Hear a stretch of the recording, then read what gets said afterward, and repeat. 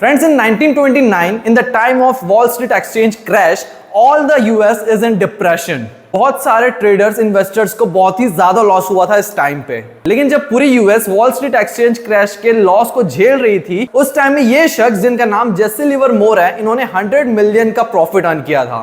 So let's know in quick second that how Jesse Livermore has earned 100 million. तो बात कुछ ऐसा है, जेसी लिवरमोर को पहले ये पता चल गया था अपने एनालिसिस के थ्रू कि मार्केट अब क्रैश होने वाला है, तो उन्होंने शॉर्ट सेलिंग का टेक्निक यूज किया। शॉर्ट सेलिंग का मतलब ये होता है कि आप किसी से एक टाइम के लिए उनका स्टॉक बोरो करते हो और सेम अमाउंट का स्टॉक आप उन्हें वापस कर देते हो। इसमें प्राइस का कोई प्लेस नहीं होता। भले ही आपने 100 रुपीज में स्टॉक को बोरो किया है और आप उसे 10 रुपीज में भी वापस कर सकते हो, बस शर्त यह है कि वो स्टॉक का अमाउंट सेम होना चाहिए। अगर आपने 10 स्टॉक बोरो किया है तो आपको 10 स्टॉक वापस करने। इसी स्ट्रेटजी का यूज करते हुए उन्होंने बोरो किया और उसे क्रैश के पहले सेल आउट कर दिया, और जब मार्केट नीचे गया और प्राइस कम हो गई तो उन्होंने अपने स्टॉक को लेंडर को वापस कर दिया।